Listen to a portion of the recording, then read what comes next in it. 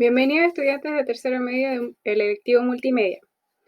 Hoy día hicimos un pequeño recordatorio, ¿cierto?, de los artistas que habíamos estado revisando y trabajando para entender lo que es el arte y la memoria colectiva. El primer artista que revisaron, ¿cierto?, y con el que pudieron haber trabajado es Alfredo Yar. Alfredo Yar es artista chileno que se radicó en Estados Unidos, arquitecto, artista visual, y que trabaja con instalaciones y mucha fotografía de momentos históricos o contextual. Acá vemos su obra This is Not America, donde él trabajó, ¿cierto?, en el Times Square. Él pudo proyectar durante una cierta cantidad de tiempo una imagen donde le hablaba a los estadounidenses y les decía que ellos, que generalmente en las películas dicen nosotros somos América, en realidad no eran América, que América era todo el continente. Entonces, su trabajo tiene que ver mucho con el poder económico y el político. La segunda artista que pudieron conocer y trabajar, y aquí me muevo hasta este rincón de la presentación, es Doris Salcedo. Es una artista colombiana que se le reconoce sobre todo por sus instalaciones de muebles. Pero estos muebles son muebles de casas abandonadas debido a la situación política de su país, donde muchas personas han tenido que huir de sus hogares, dejando cierto atrás todo el mobiliario y llevándose lo indispensable.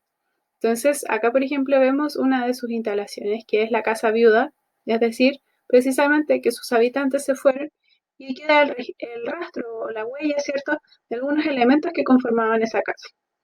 Y ella hace ese recordatorio, ¿cierto?, de que en algún minuto ahí habitaron personas. Mejor yo, y aquí me vuelvo a correr hacia acá, era una artista francesa que la apodaban la artista de las arañas. ¿Por qué la de las arañas? Precisamente porque ella consideraba que la araña es un bichito que teje y protege, así como lo hacían las mamás, y en especial su mamá, ¿ya?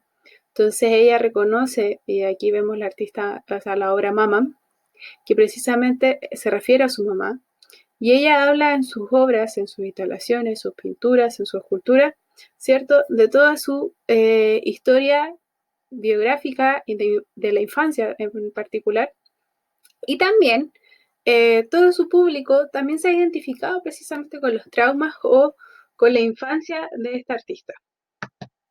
Acá, me vuelvo a correr, tenemos a Gracia Barrios, recientemente fallecida en nuestro país. Ella es artista chilena y su obra se dedicó sobre todo a hablar de la situación política nacional vivida en los años de dictadura.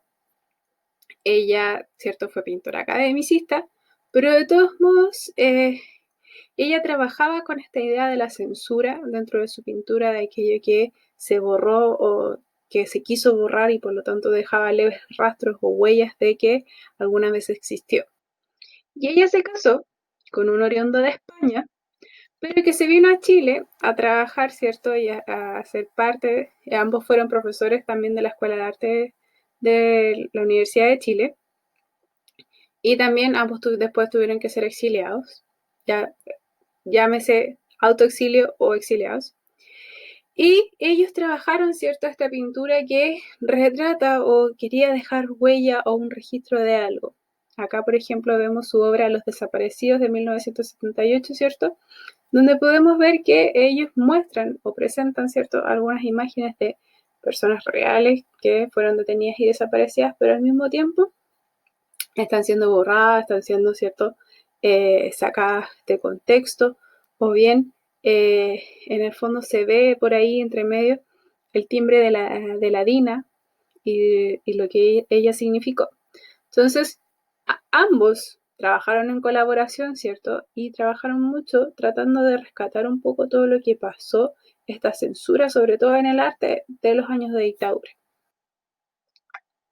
Y el último artista que trabajamos es Joseph Beuys. Él fue nazi, como ustedes bien algunos investigaron, y él tuvo un trágico accidente que lo llevó, ¿cierto?, a repensar un poco su vida y su obra, y él se dedicó a trabajar en un movimiento artístico que se llamaba Fluxus, que precisamente buscaba abrir las puertas del arte hacia todo el mundo Y no solo dejar el arte dentro de una galería. Él trabajaba con mucha obra instalatoria, con vestigios, ¿cierto?, de máquinas o elementos que quedaron de la Segunda Guerra Mundial, y su búsqueda siempre fue socializar el arte. Entonces, esto para hacer un breve cierre de lo que ustedes, ¿cierto?, vieron esta pequeña pincelada de estos artistas, para entender, ¿cierto?, cómo ellos trabajaban algo que es histórico, pero al mismo tiempo, ¿cierto?, ellos lo llevaban a una obra que nos permitía a todos entrar en esa misma historia o en ese mismo acontecimiento histórico. Ahora la actividad que ustedes van a tener que realizar, y me voy a mover hasta este lugar de la pantalla, es la siguiente. Ustedes, ¿cierto?, ya hemos empezado a trabajar con lo que tiene que ver con la memoria colectiva, con la memoria individual, con la memoria familiar, y vamos a hacer un conjunto de una memoria individual con una memoria colectiva. Entonces ustedes van a tener que hacer una investigación y una entrevista. ¿A quién? A la persona más longeva de su familia, es decir, a la persona que tenga más años en su familia, con la cual ustedes cuenten. Llámese la abuela, la bisabuela, en mi caso, por ejemplo, yo tengo mi bisabuela, el papá, la mamá, la tía, un pariente, ¿cierto?, que usted lo haya escuchado alguna vez o usted quiera entrevistar, que haya vivido un momento histórico que lo haya marcado. Idealmente que sea un acontecimiento de los años 1900, 1980, 1990, 1950, va a depender, ¿cierto?, de la persona. Y la idea es que usted pueda preguntarle a esa persona y grabar ese registro, ya sea en audio o grabar el video completo, donde esa persona le recuerde o cuente qué pasó, qué recuerda esa persona que estaba haciendo en ese momento cuando pasó todo eso, y en el fondo, qué era lo que se decía que estaba pasando. Entonces, cómo el testimonio personal se relaciona con ese hecho histórico. ¿Ya? Como casi el documental, ¿cierto?, de cultura, cuando entrevistan, ¿cierto?, a las personas que vivieron algo importante en un tiempo pasado. ¿Qué vamos a hacer con ese registro? Precisamente, incorporar ambas cosas. Ustedes van a juntar el audio o el video, ¿cierto?, del testimonio que ustedes pudieron grabar, y lo van a incorporar, van a hacer un video, un TikTok, un video de Instagram, pueden, ¿cierto?, grabar por WhatsApp. Ahí ustedes, ¿cierto?, la creatividad en cuanto a las aplicaciones y por eso también la libertad de hacerlo. Pero tienen que tratar de crear un video de 1 a 3 minutos donde puedan mezclar o relacionar, ¿cierto?, esta memoria individual de este testimonio con imágenes, videos, registros, ¿cierto?, de ese momento histórico real. Entonces, pueden bajar contenido de la web, utilizar videos de YouTube, sí podría, perfectamente. ¿Ya? Por supuesto, después recuerden colocarlo en la bibliografía. Pero incorporar ambas para crear su propio video de archivo y en el fondo también una obra, ¿cierto?, audiovisual donde ustedes presenten ese momento histórico.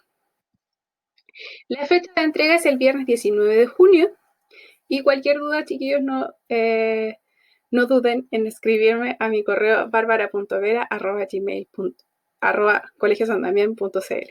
¿Ya? Nos vemos en clase la próxima semana. Que estén bien.